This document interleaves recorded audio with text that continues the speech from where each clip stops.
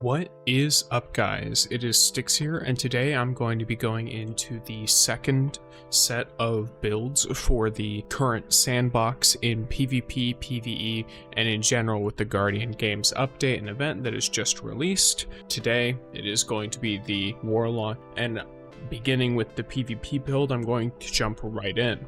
First of all, I'm going to be going with Dawnblade as the subclass. There are some cheesy things you can do with Stasis and Strand, which I'm sure are a lot of fun for some people, but what I have found to be very consistent, not needing to rely on too much gimmicky stuff, is Dawnblade right now. And within Dawnblade, I enjoy using the Daybreak super. I don't get a lot of usage out of Well. It maybe has some niche trials usage, but it tends to be, not very useful in a lot of the other game modes, comp, stuff like that. If you are in trials, Well can be just fine. You get it faster than you get the other Dawnblade anyway. I take the Healing Rift, and that is because I'm going to be pairing this build with Lumina and with Boots of the Assembler. Now, I'm going to refer to this build as the anyone can use it, pretty much. Let's say you're not very great at PvP, that's completely fine. The entire crux of this build is you are going to buff and heal your teammates and yourself to boost all of your damage, to boost all of your health, to boost your stats, and to just go in there and be monsters, basically. Right now, with how abilities work, with Boots of the Assembler and with Rift and all of that, you are going to constantly be cycling through all of your abilities, even despite the sandbox changes to ability regen, and that is going to allow you to dominate in terms of abilities over a lot of other classes and characters that are in the current sandbox. With the Glide, I go with Burst Glide. I like the initial boost of momentum you get. I like Celestial Fire for my melee because of the ranged attacks. It tends to at least catch one hit on someone, and I like to pair it with a certain fragment, which gives it a lot of extra use with proccing Radiant. I use Firebolt Grenade because, by my understanding at least, it has the shortest cooldown, and I like to use Heat Rises on this setup for my solar aspect, as well as Icarus Dash. I like both of these because I like a lot of the inner mobility. I can totally understand using Touch of Flame, however, for me personally, it is not the most useful thing out there.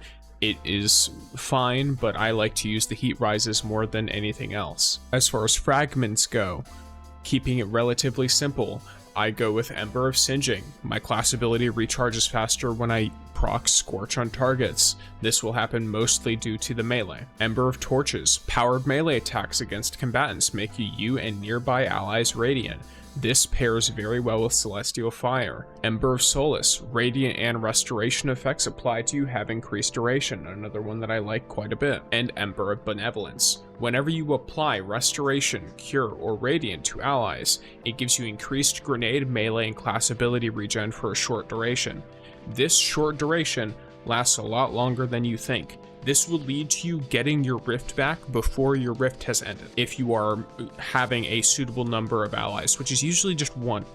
As long as you have one other person sitting in the Rift with you and benefiting from those effects, you will be completely fine. These are widely useful, and I use them because they are the most useful for my personal playstyle, and I would say they are useful for most people as well. Going into the exotic armor piece that I will be using to explain in greater depth, as I already said, it is the Boots of Assembler. The Boots of the Assembler, whenever you are standing in a healing rift, it creates Noble Seekers. Basically, they're little white arc buddies that will float to allies who are not in the rift, and it will heal them. Each time a Noble Seeker finds one of your allies, it extends the duration of your rift while you are standing in it. The exotic also provides a moderate benefit to your airborne effectiveness when you are pairing it with Lumina. I'm going to be pairing it with Lumina, specifically with the Catalyst, so that every time you get a kill with it, you will instead get 2 remnants instead of 1. I highly recommend using it with the catalyst, but if you don't have the catalyst, you should be fine, especially if you're using this in like trials or in comp or something where perhaps you don't get as many kills. That's totally fine. Now, Lumina, whenever you get a kill, you see remnants on the ground. This will give you a stacking buff called Noble Round. Noble Round, whenever you hip fire at an ally, it'll basically shoot out a little seeking arc buddy that will find them, and then it will heal them and give you and them a weapon damage bonus for a short duration. This is not to be underestimated. The weapon damage bonus takes Lumina's headshot crit damage from a straight 70 to, I believe, somewhere in the realm of like 82 to 88, somewhere around there. That is extremely nice for if you are pushing from out of your typical range, you will still do more than enough damage to 3 crit to the head, or in specific cases, if they are really low resilience or if they're already taking a little bit of like tick damage, 2 shots to the head, 1 shot to the body, and you will kill them. As far as other weapons I like to pair with this setup, I enjoy using the Sojourner's Tale quick draw opening shot solar shotgun. You don't really need any particular like weapon type here. I would recommend, if you like to run mods that are of a lower energy cost, you probably want to run with a solar special. That way it'll benefit easier from the harmonizer mods, the harmony mods. I like to use Sojourner's Tale just because it's a really nice slug shotgun with a lot of range to it. I also like using the 7th Seraph CQC, which is another shotgun. It's a lightweight, very nice. And I like using the Distant Tumulus sniper and the Uzume RR4 sniper. Both of these are really nice. I personally will recommend the Distant Tumulus if you are not someone who runs a lot of GM Nightfalls, because the Uzume requires a GM Nightfall to get the Adept version. So Distant Tumulus, in my opinion, is about as good anyway. The heavy, I will be using Cry Mutiny because it's my favorite of the solar options I have, just because I like to run all solar weapons with this. As far as the stats go, I'm going to be maxing out that recovery. I want the shortest rift cooldown possible on this setup.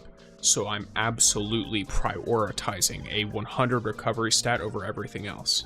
The next up will be a tier 7 70 resilience. This can help you survive against quite a few more things than you would with a tier 3 resilience, even though a tier 3 is highly recommended. This gives you just a bit more of an edge, and it reduces your flinch, which I like having a reduced flinch because on this build I tend to run a lot of slugs and snipers. And then for secondary stats, I will be prioritizing discipline. I like to proc heat rises a lot, and the higher my discipline, the shorter my cooldown. With this, my grenade takes 45 seconds to come back. That's very quick. Keeping with solar and going into the PvE side of things, not really a twist, but my own personal rendition on a build I've seen quite a bit since the start of this season, and that is the use of Polaris Lance. Now, starting with the subclass information, this might be the least important part of this build in particular. The most important thing is that you are playing solar. However, you can play well or daybreak. It depends entirely on what you want to do. I like to do higher end content, so I'd use well, because well will keep you alive in those GM Nightfalls, those raids, in those master dungeons, that type of thing. I run Healing Rift, heal my allies, it's always great. Burst Glide, I like the initial boost of momentum. And the Incinerator Snap, nice AoE, gets a lot of scorch out on targets, and can potentially cause ignitions, which lead to a lot of explosions. I also like using healing grenades. It's great when you're in a pinch and you feel like you're gonna die. I like to use the Touch of Flame, as this improves the strength and restoration of my cure and restoration effects. And whenever I consume it with heat rises, if I do take that, it will apply restoration to nearby allies.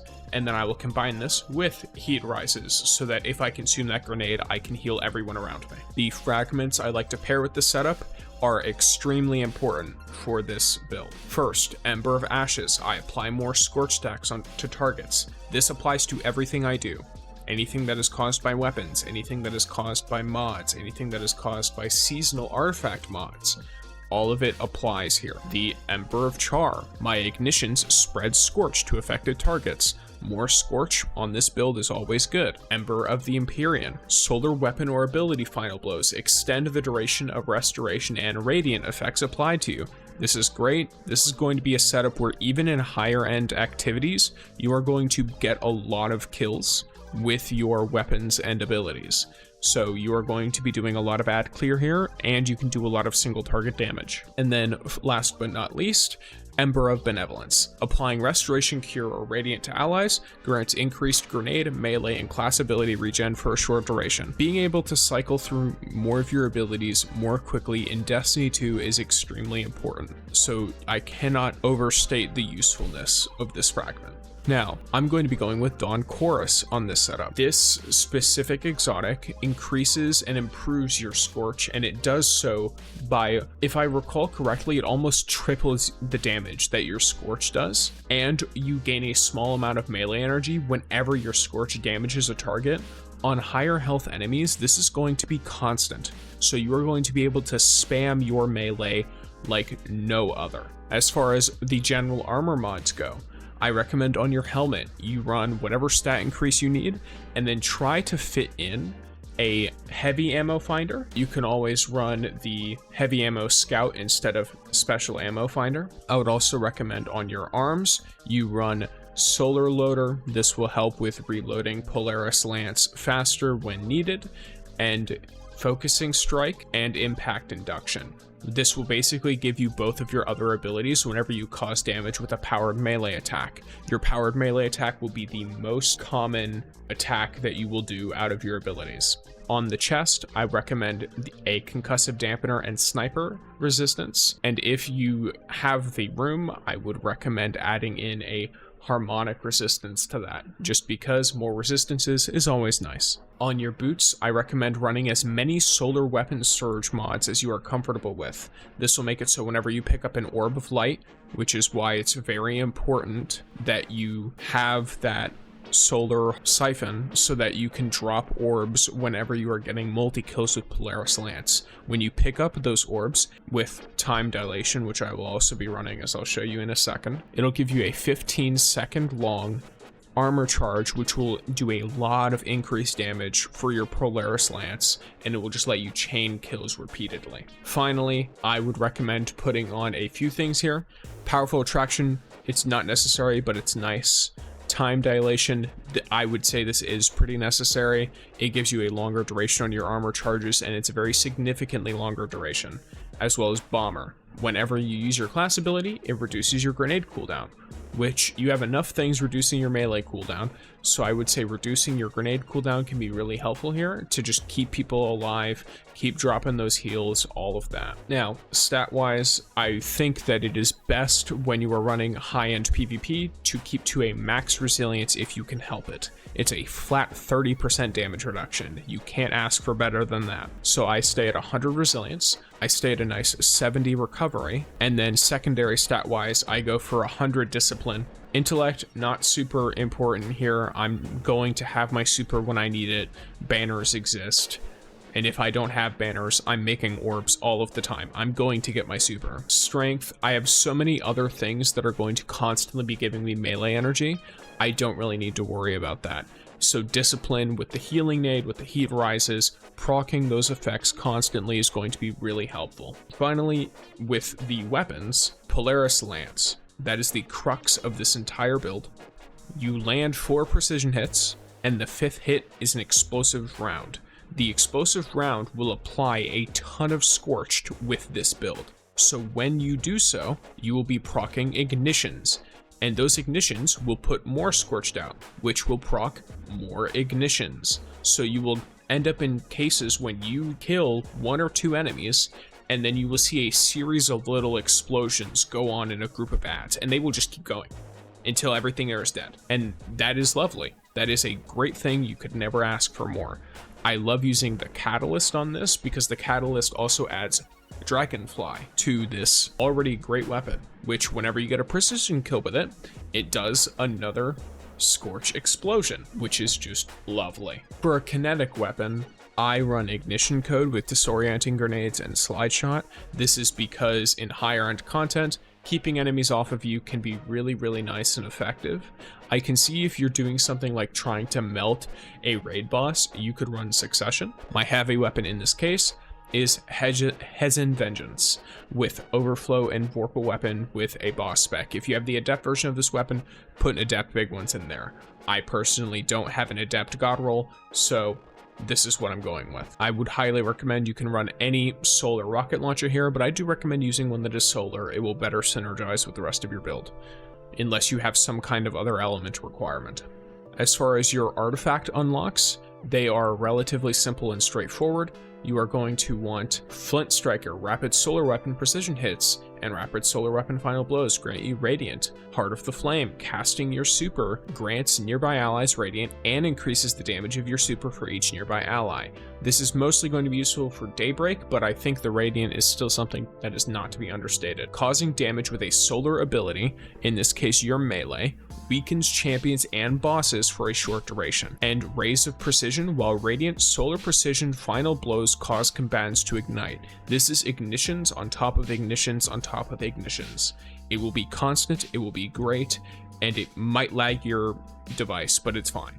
You'll be killing things anyway, you don't need to move. And then finally, with Argent Ordnance, firing a rocket launcher consumes one of the stacks of armor charge we will be building by gaining Orbs of Power, but it will give you increased damage and reload speed. That is top tier, in my opinion. Now, with both those builds out of the way, I hope you guys enjoyed the Warlock builds. Have a lovely rest of your day. Like, comment, subscribe, and peace.